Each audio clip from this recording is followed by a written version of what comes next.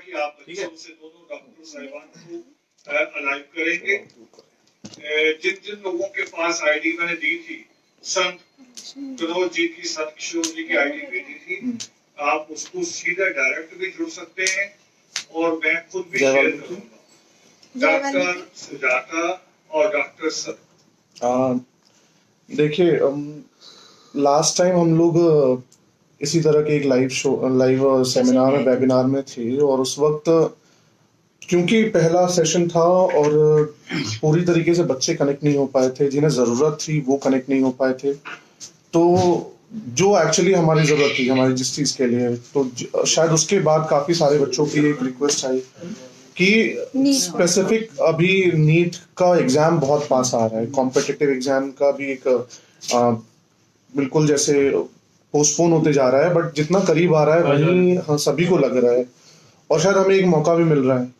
तो अभी मेरे हिसाब से मैं उम्मीद करूंगा कि वो बच्चे जिनको जरूरत है वो इस वक्त तक लाइव हो चुके होंगे, क्योंकि पिछली बार भी हमने मतलब इस सेशन को किया था बट बहुत ही कम लोग लाइव आए थे। और जरूरी ये है कि ये बात उन तक पहुंचे जिन बच्चों, क्योंकि ये ज्यादातर पूरा टेक्निकल होगा और इसीलिए जो भी लोग देख रहे हैं वो सारे के सारे जिन बच्चों को जरूरत है उन तक शेयर करें ताकि उन तक ये इन्फॉर्मेशन पहुंच सके। मेनली यहाँ पर पर्पस उन तक ये मैसेज पहुंचाना जरूरी है। तो जो बच्चे अभी तक क्योंकि सारा ये जो पूरा सेशन होगा हम दोनों का वो काफी टेक्निकल होगा और उनसे रिलेटेड होगा। 3 फेसेस में हम लोग चीजें बांट रहे हैं जी। बहुत बेसिक से लेकर बिल्कुल स्पेसिफिक तक लेकर। तो जो बच्चे बिल्कुल अभी शुरू करने वाले हैं, उनको नीट के बारे में कुछ नहीं पता है, जैसा हमारा भी सिचुएशन था आज से 5-6 साल पहले, उनके लिए। दूसरा, जिनके एग्जाम्स आने वाले हैं उनके लिए, और जो बिल्कुल स्पेसिफिकली जानते हैं नीट के बारे में या 1-2 बार दे चुके हैं, उनको कुछ उनकी मिस्टेक्स बताते हुए और उनमें कुछ इंप्रूवमेंट करने की कुछ चीजें जो है हम लोग बताने वाले। तो ये 3 फेसेस में सेशन होगा। तो पहला सेशन जो है वो उन बच्चों के लिए है अभी जो अभी 10th 11th 12th में है और वो सोच रहे हैं कि उन्होंने पीसीबी लिया है। हाँ, उन्होंने बायोलॉजी ले लिया है। हाँ।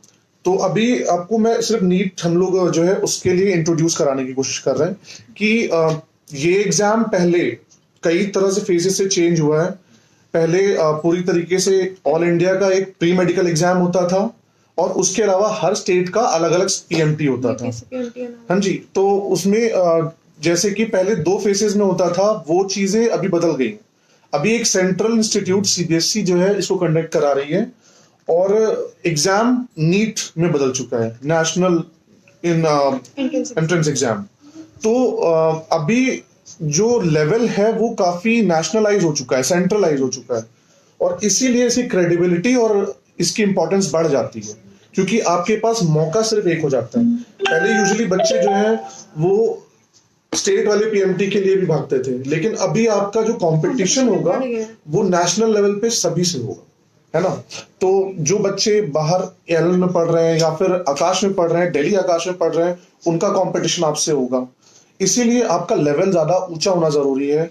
और दूसरी चीज समझने वाली बात यह है कि जिनको बिल्कुल अभी नहीं पता है कि नीट में क्या होता है, तो बच्चे समझ लीजिए कि पहला चीज ये है कि नीट में एक एंट्रेंस एग्जाम है जिसके थ्रू आपका एडमिशन स्टेट के और दूसरे पूरे सेंटर के इंडिया के अलग अलग मेडिकल कॉलेजेस में होता है। ये एक मिनिमम क्राइटेरिया होता है। वो एडमिशन के लिए आपको डायरेक्टली नहीं एडमिशन मिल सकता, ये एंट्रेंस क्लियर करना पड़ता है। इसमें एक मिनिमम क्वालिफाइंग मार्क्स लाने होते हैं और उसके हिसाब से आपकी एक रैंक आती है। वो रैंक डिसाइड करती है आपको कौन सा कॉलेज मिलेगा। तो जिन्होंने अभी तक बायो ले ली है और वो सोच रहे हैं, सिर्फ जिनके मन में अभी ये डिसाइडेड है कि डॉक्टर बनना है, अभी तक ये नहीं पता है कि स्पेसिफिकली क्या करना है, उनके लिए बता रहा हूं मैं कि एक एग्जाम होता है नीट जिसको आपको देना ही होगा और उसके जो फॉर्म्स है वो नवंबर दिसंबर के आसपास आते हैं। इस बार अभी फिलहाल ये उन बच्चों के लिए जो अगले साल देना चाहते हैं तो उनको, या फिर देने वाले हैं उनके लिए। अब दूसरी चीज ये है कि एक और सवाल बच्चों के मन में है कि 2 तरह से जिनको अवेयरनेस हो चुकी है, 11th 12th में पढ़ रहे हैं और अभी से उनको एक डिसीजन लेना है, क्योंकि 2 फेसेस होते हैं, 2 तरह से बच्चे पढ़ते हैं। एक होता है फाउंडेशन कोर्स, जो ज्यादातर बच्चे जानते होंगे या फिर जो एंटर कर रहे होंगे उनको पता होगा। दूसरा होता है हमारा ड्रॉप आउट। तो एक ड्रॉप आउट होता है जो आप 12th के बाद करते हो और एक फाउंडेशन कोर्स होता है। अभी सवाल ये होता है कि क्या आपको better है? क्या बेटर है, फाउंडेशन बेटर है या फिर ये बच्चों के मन में सवाल होगा, खासकर जिन्होंने अभी 10th पास किया, क्योंकि आपके पास एक ही मौका है सोचने के लिए। तो मैं ये चीज कहूंगा कि दोनों ही लगभग इक्वल है, आपके ऊपर है। बट ये बेटर की बात करें तो फाउंडेशन कोर्स हमारे अकॉर्डिंग ज्यादा बेटर होता है, बिकॉज उसके सिलेक्शन ज्यादा होते हैं। और रही बात की बोर्ड, जैसे कि कई बच्चे यूपी बोर्ड के होते हैं, जैसे हम लोग भी 10th तक यूपी बोर्ड के थे, लेकिन जो हमारा ये पेपर होता है नीट का पेपर, उसमें फुल्ली वो एनसीईआरटी बेस्ड होता है। तो जो बच्चे यूपी बोर्ड के होते हैं तो उन्हें दिक्कत आती है अगर वो यूपी बोर्ड पढ़ के अगर वो नीट क्लियर करने की कोशिश करते हैं। सबसे बेटर रहता है कि आप अगर आपने 10th तक भी यूपी बोर्ड की है तो आप कोशिश करो कि आप 11th 12th तो बेसिकली आप सीबीएसई बोर्ड से ही करो।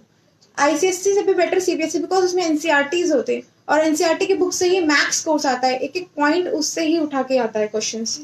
देखिए जरूरी नहीं है कि आपको बिल्कुल एक बहुत ज्यादा, क्योंकि कई बार मुश्किल भी होती है बोर्ड चेंज करने में, पर जो माँ बाप अभी अपने बच्चों को एडमिशन कराने की सोच रहे हैं या फिर बेसिक लेवल पे हैं 9th 10th या 8th, और अगर यूपी बच्चे में पढ़ रहे हैं, तो मेरे ख्याल से उस बेसिक लेवल पे आपके पास एक मौका होता है कि आप उसका बोर्ड चेंज कर दें। 10th के बाद थोड़ा मुश्किल होता है, या तो बच्चों को बहुत ज्यादा मेहनत करनी पड़ती है। हमने चेंज किया था और 10th के बाद अचानक से सीबीएसई, थोड़ा उसमें भी रीजन ये था कि वो उसकी इंपॉर्टेंस बहुत ज्यादा है सीबीएसई पैटर्न की, बट फिर भी जरूरत थी इसलिए हम लोगों ने किया और मेहनत करनी पड़ी उसी हिसाब से।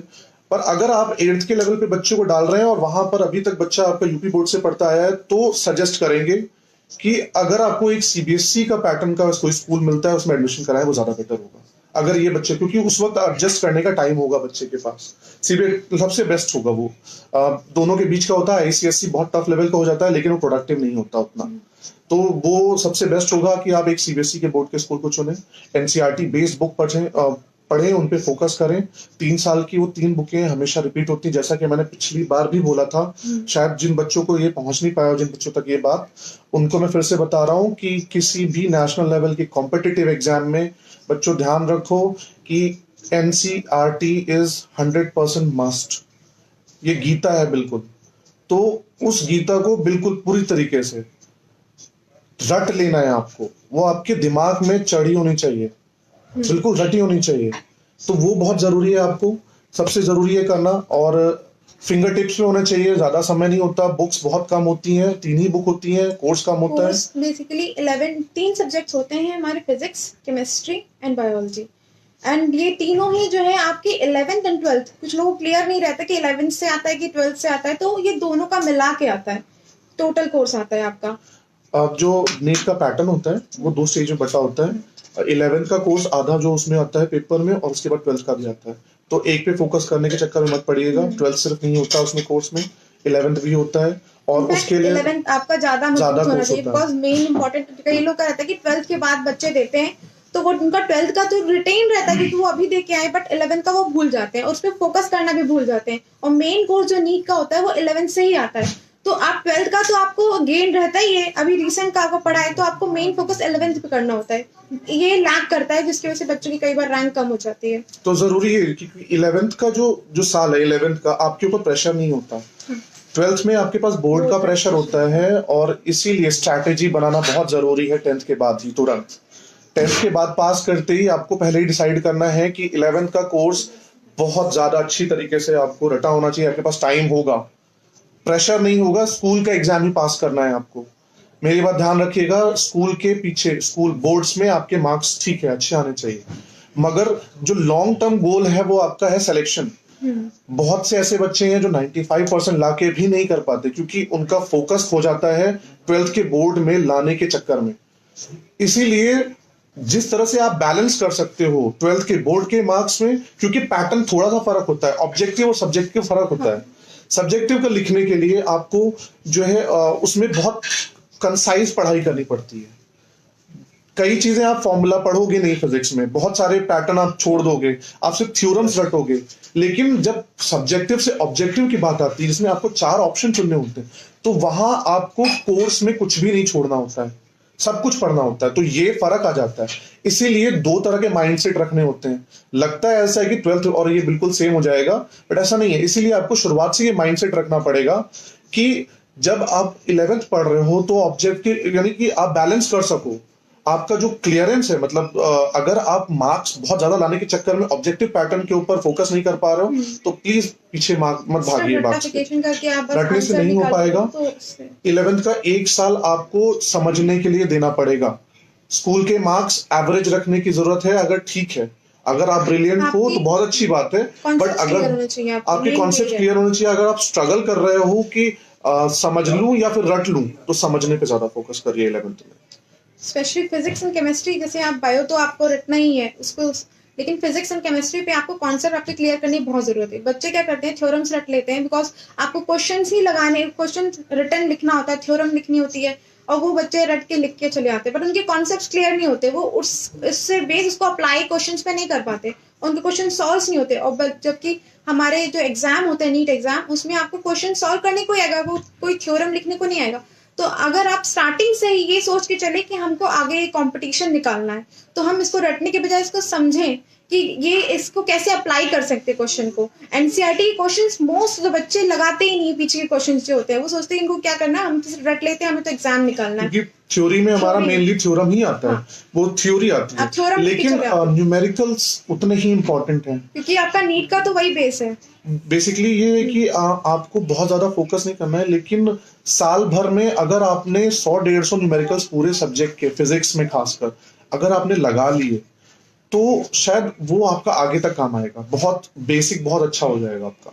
और ज्यादातर बच्चे यही करते हैं कि वो बेसिक लेवल के न्यूमेरिकल्स छोड़ देते हैं, क्योंकि न्यूमेरिकल्स नहीं आते, ज्यादातर बोर्ड्स में क्वेश्चन में के नहीं नहीं आते, आते। ये आपको देखना पड़ेगा। तो 11th में ये आपको मौका मिलता है। और फिर आता है दूसरा स्टेज अब उन बच्चों के लिए जो अभी नीट आने, तो ये बच्चे जो देने वाले हैं वो अवेयर, हाँ माफी चाहते हैं, टेक्निकल इशू हो गया, थोड़ा नेटवर्क का थोड़ा प्रॉब्लम है। देखिए, तो हम लोग कहाँ पर थे, जो भी अभी ऑफलाइन हो गए प्लीज ऑनलाइन हो जाए फिर से।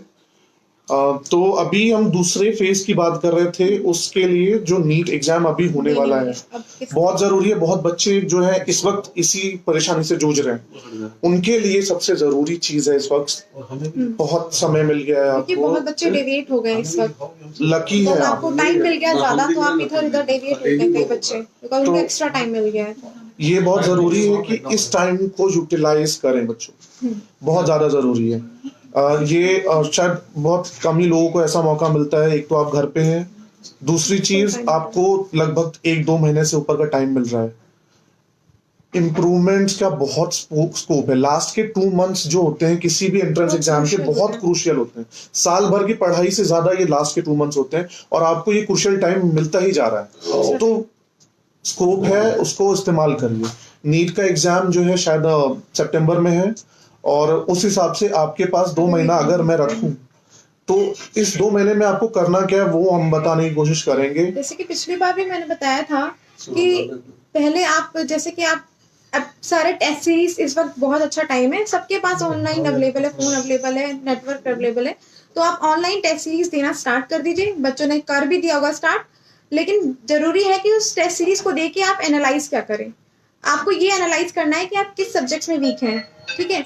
जैसे कि मेरी एक कजन है, उसने भी बताया, जैसे मुझे अपनी प्रॉब्लम शेयर करी कि मैं दीदी मुझे ये प्रॉब्लम केमिस्ट्री में आ रही है कि मुझसे ये क्वेश्चंस नहीं लग रहे हैं, और जबकि मेरा ये क्लियर है। तो मैंने भी उससे यही सजेस्ट किया कि तुम्हें खुद पता है, तुमने खुद एनालाइज कर लिया कि तुम इसमें वीक हो, तो अभी तुम जो तुम्हें चीजें आती हैं उस पर फोकस ना करके तुम इस पे फोकस करो, बिकॉज ये टाइम है। अब उसको अगर करेक्ट कर लोगे, उसको अच्छे से इम्प्रूव कर लोगे, उससे रिलेटेड सारे क्वेश्चन बैंक देख के कि ये जो तुम कर रहे थे, जिस तरीके से अप्लाई कर रहे थे, वो तुमने कैसे किया, और वो जो थ्योरम में आंसर बुक में सॉल्व है वो कैसे हुआ है, तुम्हें ये नोटिस करना है कि कहाँ पे गलती क्या हो रही है तुम्हारी।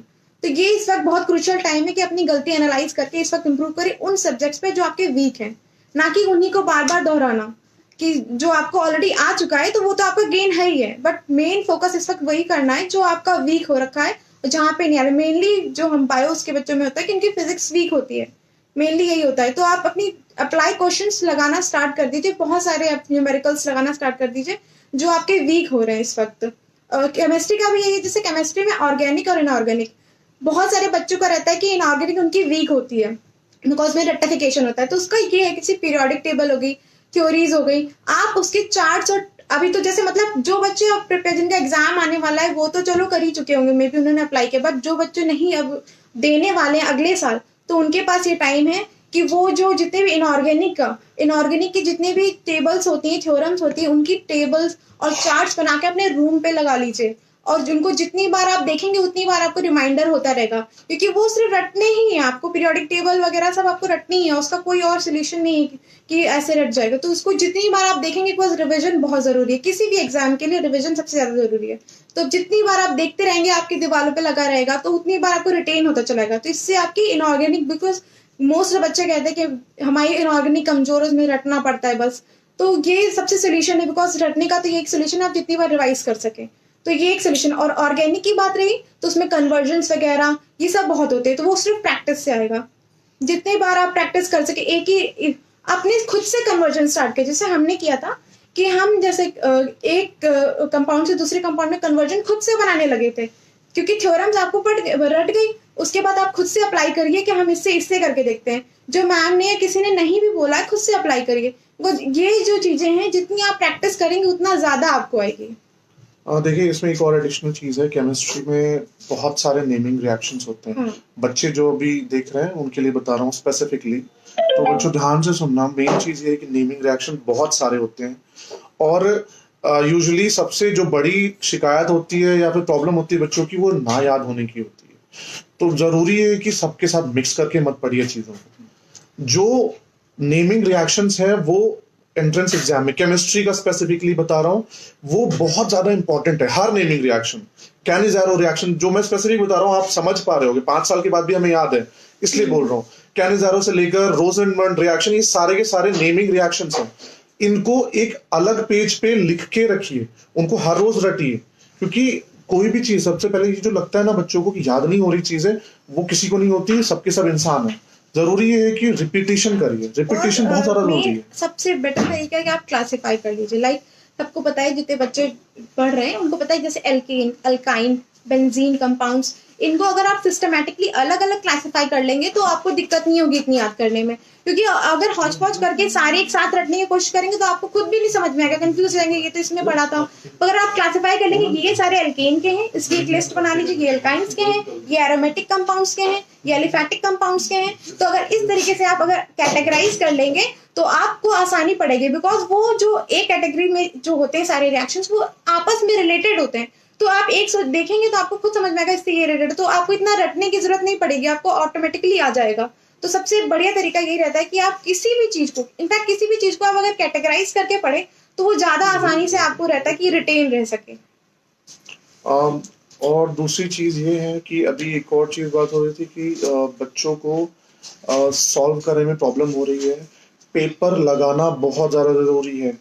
एक चीज सभी में होती है, हमारे स्टेज में भी ऐसा हुआ था, और इसीलिए मैं आपको बता रहा हूँ कि लगता है कि जिस टाइम में आपको पेपर लगाना है उस वक्त में पढ़ाई कर लें, कोर्स कंप्लीट कर लें। इस वक्त यही हो रहा है, मैं क्योंकि अभी मेरी एक कजिन है वो भी कर रही है प्रिपरेशन, और यही चीज हो रही है उसके साथ, सभी बच्चों के साथ होता है। तो जो बच्चे ये सोच रहे हैं ना कि जिस पेपर लगाने के बजाय कंटेंट पढ़ लो और ज्यादा वो प्रोडक्टिव होगा, ये मत करिए, क्योंकि जितनी पढ़ाई आपको करनी थी वो अभी तक हो चुकी है। जरूरत है, अभी जरूरत है पेपर लगाने की, तो पेपर जितने ज्यादा आप लगाएंगे आपके सिलेक्शन के चांसेस उतने ज्यादा होंगे। आलस मत दिखाइए। मार्क्स 200 भी आते हैं, मैं बता रहा हूं आपको कि 720 होता है, 720 में अगर आपके 200-250 भी आ रहे हैं ना बच्चों, तो निराश मत होइए, क्योंकि जरूरी ये है कि वो पेपर में जो क्वेश्चंस आपके गलत हो रहे हैं वो हर बार कम होते चले जाएंगे। मैंने बताया कि जो गलत हो रहे, तो आप ये सोचिए कि मेरा ये गलत हो गया, आप देखिए क्या गलत हुआ है, उन क्वेश्चंस और वो किस टॉपिक से रिलेटेड है, उन टॉपिक्स जाके फिर से खोलिए कि इस क्वेश्चन को मैंने कैसे अटेम्प्ट किया और इसमें कैसे सॉल्व है, तो आपको पता चलेगा अपनी गलती, और इस तरह से आपको याद रहेगी वो चीजें, क्योंकि जब आप तुरंत रिलेट करोगे तो याद रहेंगी वो चीज, इसीलिए। और हर बार जब आप एक क्वेश्चन गलत करोगे वो आपका क्वेश्चन माइनस होता जाएगा, कम होता जाएगा, आपकी गलतियां कम होती जाएंगी। और दूसरी चीज, अभी स्पेसिफिकली अभी थर्ड स्टेज में हम लोग बताएंगे, तभी बताएंगे कि पेपर कैसे सॉल्व करना है। बट अभी एक और चीज है, मैंने साहब जी को एक लिंक शेयर किया है उन बच्चों के लिए, और शायद मैं साहब जी से रिक्वेस्ट करूंगा कि वो अपने प्रोफाइल पे इस चीज को शेयर कर दें। वो लिंक नीट के एलन के कुछ पेपर्स हैं, कंटेंट है, चीट शीट्स है, वो उस पे है HTML के थ्रू। तो जो बच्चे जिनके पास अभी नहीं है वो इस ऐप को या फिर इस कंटेंट को डाउनलोड कर लें। इसमें लगभग एलन के और आकाश के 100-150 से ज्यादा के पेपर्स हैं। उसमें कुछ नोट्स हैं जो बहुत कंसाइज वे में दिए गए हैं। उनको चाहे तो प्रिंट करा लें या फोन पे देख लें। देखिए जरूरी ये है कि आप सभी को अवेलेबल है ऑनलाइन मीडिया। और हम लोग के टाइम पे या फिर हम लोग भी जब थे तो हम लोग शायद एक बार फोन से काम चला रहे थे, उतना अवेयरनेस नहीं थी।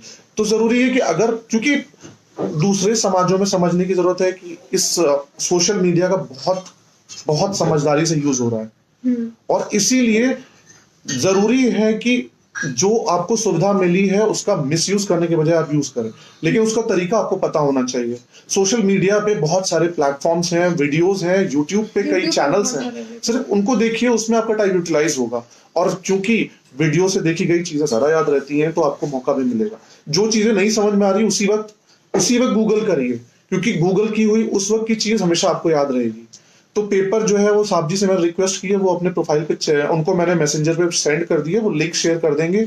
आप लोग उस लिंक को खोल के उस पे जो कंटेंट है उसको डाउनलोड कर लें। जो नीट के बच्चे, सभी के लिए नहीं है ये, जो नीट देने वाले हैं या अभी सोच रहे हैं, उनको ये डाउनलोड करने की जरूरत है। वो डाउनलोड कर ले, इसे पेपर और कंटेंट दोनों आपको मिल जाएगा। अभी तीसरा फेज ये आता है कि बिल्कुल स्पेसिफिक एग्जाम बेस्ड, जो बच्चे एग्जाम देने वाले हैं या 3-4 बार कई बार पेपर दे चुके हैं या दूसरी या तीसरी बार दे रहे हैं, गलती आप कहाँ कर रहे हैं ये समझने की जरूरत है। आपका जो फेलियर सबसे बड़ा बच्चों का रहता है, फेलियर का डर। बट आपको इस पे ये सोच के कि हमारे मार्क्स कम आएंगे तो हम अभी पहले प्रिपेयर कर लेते हैं, ये चीज ही हटानी है आप। क्योंकि फेलियर से डर नहीं अभी, क्योंकि आपके पास मौका है। आपका लास्ट एग्जाम सितंबर में होगा, उससे पहले आप जितनी बार भी अटेम्प्ट कर सको वो आपके लिए प्रॉफिटेबल है। अनलेस कि आप सोचो कि इसमें मार्क्स कम आएंगे तो देने का मतलब नहीं है, बिकॉज ये अभी आपका डिसाइडिंग फैक्टर नहीं है। तो इससे बेटर है कि आप जितने भी बार लगा सके और हर बार देखिए कि, क्योंकि आपको खुद पता चल जाएगा हर बार आपकी अगर एक ही जगह पे मिस्टेक हो रही है तो आपको पॉइंट आउट हो जाएगा कि यही आपका पोर्शन वीक है, आपको इसी पे काम करना है अभी। और अब चूंकि स्पेसिफिकली हम लोग जो बात कर रहे थे कि पेपर कैसे सॉल्व कर रहे हैं, उसमें सबसे बड़ी चीज जो होती है वो है कि माइनर मिस्टेक्स जो होती हैं, सिली मिस्टेक्स जिन्हें बोलते हैं, वो सबसे ज्यादा मार्क्स खा जाती है उन बच्चों के जो ध्यान नहीं देते। अब जरूरी इस बात के लिए ये है कि आप क्वेश्चन को टाइम दें, सॉल्यूशन के लिए टाइम नहीं देना होता। 1 मिनट का समय है और ये चीजें सभी समझ लें कि ऐसे नहीं आएगी अगर आप सोचेंगे कि पेपर के दिन बैठ के आप बैठेंगे और ये सोच के बैठेंगे कि सिली मिस्टेक नहीं करेंगे और नहीं होगी। वो आपके कॉन्शियस में, आपकी आदत में आना चाहिए कि आप सिली मिस्टेक नहीं करें। उसके लिए आपको पेपर लगाना पड़ेगा। एग्जाम तक कम से कम आपके 100 पेपर लग जाने चाहिए। समझ रहे, मैं आपको एक टारगेट दे रहा हूं जो आपको करना चाहिए। ये एक टारगेट है, इससे आपको अंदाजा लगेगा कि इतनी ज्यादा जरूरत है पेपर लगाने की। सिलेक्शन आपका कंटेंट से डिसाइड नहीं होगा। अगर आपने पेपर नहीं लगाया तो आपका सिलेक्शन नहीं हो सकता। तो अभी जो पेपर में स्पेसिफिक सिली मिस्टेक की बात कर रहे थे, तो उसमें सबसे जरूरी है कि पहला जो क्वेश्चन का देखने का तरीका है, क्योंकि नीट में ज्यादातर क्वेश्चन में गलती इस वजह से होती है क्योंकि उसमें क्वेश्चन में पूछा गया नॉट आप मिस कर जाते हो। नॉट एक्सेप्ट, मैं एग्जाम्पल के तौर पे दे रहा हूं कि which of the following is not और which of the following is में फर्क है। ये चीज आप जब मिस करोगे ना तो आपका पूरा का पूरा क्वेश्चन गलत हो जाएगा। And which of the following is not, and then last में एक्सेप्ट वाले क्वेश्चंस बहुत होते हैं जो बच्चे भूल जाते हैं, छोड़ देते हैं, इनको ध्यान नहीं देते, उस चक्कर में उनको लगता है कि आंसर वही लगा देते हैं। ओवर कॉन्फिडेंस में मत आइए, क्वेश्चन को पूरा पढ़िए आखिरी तक, और उसमें except, not, which of the following, ये दोनों वर्ड्स को जैसे बिल्कुल देखते रहिए कि कहां पर है, क्योंकि ज्यादातर मार्क्स आपके ये ऐसे ही क्वेश्चंस खाएंगे। और ये सिली मिस्टेक सबसे ज्यादा खलती है क्योंकि ये होनी नहीं चाहिए। ये क्वेश्चन आपको आता होगा उसके बावजूद गलत हो जाएगा। और आपको मैं ट्रिक बताऊंगी कि जितने भी ऑलवेज एंड नेवर वाले क्वेश्चन होते हैं, मतलब it's not hard and fast rule, but ऐसा है कि ये कभी भी मोस्ट ऑफ द टाइम अगर बोला है कि which of the following is true and options में ऑलवेज या नेवर लिखा है तो मोस्ट ऑफ द टाइम वो आंसर नहीं होता है। बिकॉज कोई भी चीज साइंस में हार्ड एंड फास्ट नहीं होती है, कुछ भी फिक्स नहीं है, ऑलवेज एंड नेवर नहीं होता। तो ये एक ट्रिक है कि अगर आपको कोई क्वेश्चन बिल्कुल नहीं आ रहा है फिर भी आपको, क्योंकि नेगेटिव मार्किंग से कई बार बच्चे सोचते हैं कि मार्क्स कम हो जाएंगे, हम ये छोड़ देते हैं, वो ऑलमोस्ट सारे क्वेश्चन 50% छोड़ देते हैं, तो उससे काफी उनका लॉस हो जाता है। बिकॉज गेसवर्क एंड आपका नॉलेज के अकॉर्डिंग गेसवर्क, रैंडम गेसवर्क नहीं, नॉलेज के अकॉर्डिंग गेसवर्क भी आपका कई बार काम करता है।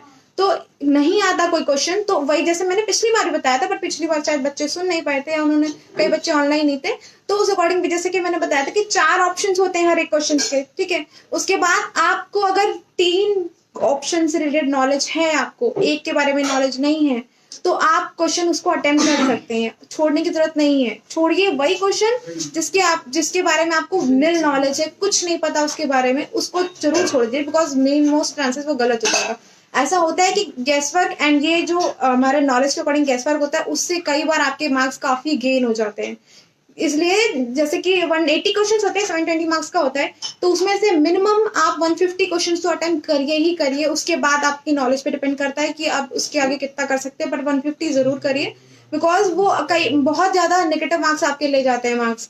और ये सोच के बच्चे छोड़ देते हैं कि नहीं आता तो फिर करेंगे तो निगेटिव, बिकॉज 1/4 निगेटिव मार्किंग होती है एंड आपका सही होने के भी चांसेस 50% होते हैं। और आपको 2 ऑप्शन आते हैं तो 50% का रिस्क आप ले सकते हो। और एक और चीज है कि अटेम्प्ट करने का जो सवाल होता है वो चीज समझना पड़ेगा आपको। जितने ज्यादा क्वेश्चन आप अटेम्प्ट करेंगे, चांसेस सिलेक्शन के ज्यादा होंगे, सही होने के चांसेस ज्यादा होंगे। अब ये एक और चीज है कि किस तरह से पेपर को देखा जाए, सॉल्व कैसे किया जाए।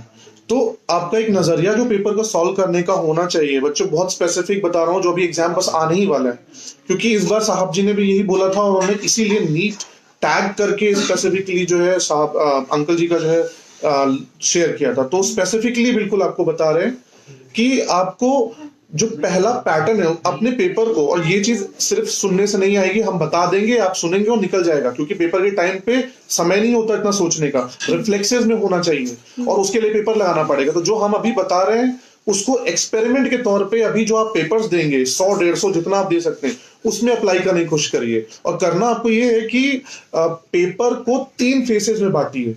पहले फेज में, क्योंकि एक चीज और समझना है बच्चों कि कोई भी पेपर टफ नहीं होता, कोई भी पेपर टफ नहीं होता, किसी भी तरह का नेशनल से नेशनल लेवल टफ नहीं होता। उसके 40 से 60% पेपर जो पेपर होता है वो कोई भी सॉल्व कर सकता है। इसी तरीके से डिवाइड होता है पेपर, इसे हर पेपर कोई भी, यहाँ तक कि आईआईटी से लेकर आईएएस तक का पेपर 3 स्टेजेस में डिवाइड होता है। सबसे इजी वन जिसको हर एवरेज बच्चा सॉल्व कर सकता है, और इसीलिए अगर वो सारे 60% अगर हर बच्चा ढूंढ निकाले उस पेपर में से तो हर बच्चे का सिलेक्शन हो जाएगा। बट नहीं होता, क्वालिफाइंग मार्क्स होते हैं, तो वो डिफाइन क्यों नहीं हो पाता फिर भी सिलेक्शन, जब 60% इजी है।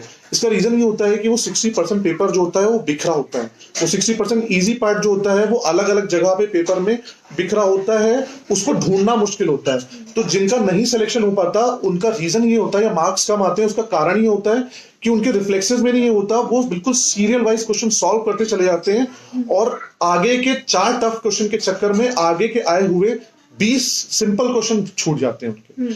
तो अगर पहुंच भी गए तो उन क्वेश्चंस को टाइम नहीं दे पाते, जिसकी वजह से वो सिंपल क्वेश्चन भी गलत हो जाते हैं। तो सबसे जरूरी चीज है कि पहले अटेम्प्ट में वो सारे सिंपल क्वेश्चंस आप ढूंढ निकालिए और उनको सॉल्व करिए।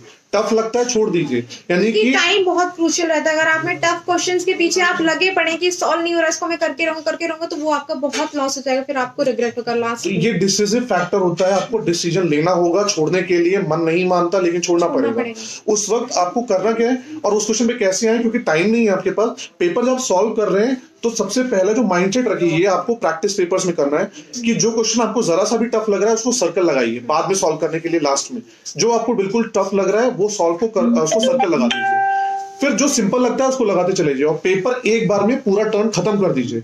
ये आपका पहले 1 घंटे में खत्म हो जाना चाहिए, क्योंकि अगर आप हर क्वेश्चन में 30 सेकंड भी लगाते हैं इस तरह से सिंपल तरीके से, तो आप 1 घंटे के अंदर पूरा पेपर खत्म कर लेंगे। आपके पास 2 घंटे बच जाते हैं। 2 घंटे फिर दीजिए वापस आके उन सर्कल किए हुए क्वेश्चंस के ऊपर जो आपको टफ लग रहे हैं। उसमें से भी 2 तरह के सर्कल लगाइए। जो बिल्कुल टफ लग रहे हैं, बिल्कुल आइडिया नहीं है, उनको अलग तरह से मार्क करिए, उसको 3rd फेज में सॉल्व करिए। 2nd फेज में जो आपको लग रहा है कि आप कर सकते हो लेकिन टाइम लेगा, उनको सर्कल बनाइए। यानी कि 3 तरह की मार्किंग करनी है आपको। दूसरे फेज में यानी दूसरे घंटे में आपको उन सर्कल किए हुए मार्क्स क्वेश्चन को सॉल्व करना है। फिर तीसरे फेज में जब आपके ये 2nd वाले फेज वाले क्वेश्चन सॉल्व हो जाते हैं, नहीं होते, उसके बाद आपको थर्ड फेज के क्वेश्चन सॉल्व करने उसमें हैं। आपको जो कॉन्फिडेंट हो आप, क्योंकि थर्ड फेज वाले वो होंगे जिसके बारे में आपको बहुत नील नॉलेज होगी, तो उसपे जिसमें आप कॉन्फिडेंट हो कि हाँ ये सही हो सकता है वही अटेम्प्ट करिए, बिकॉज फिर वो अगर बस। निगेटिव किया तो आपका बहुत सारा लॉस हो सकता है। और वहीं पर आपको निकालने क्वेश्चन छोड़ने वाले।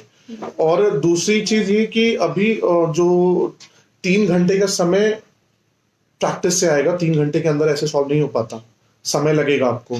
तो ये जरूरी है आपको माइंडसेट बनाने के लिए, पेपर जितने हो सकते हैं आप उतने लगाइए।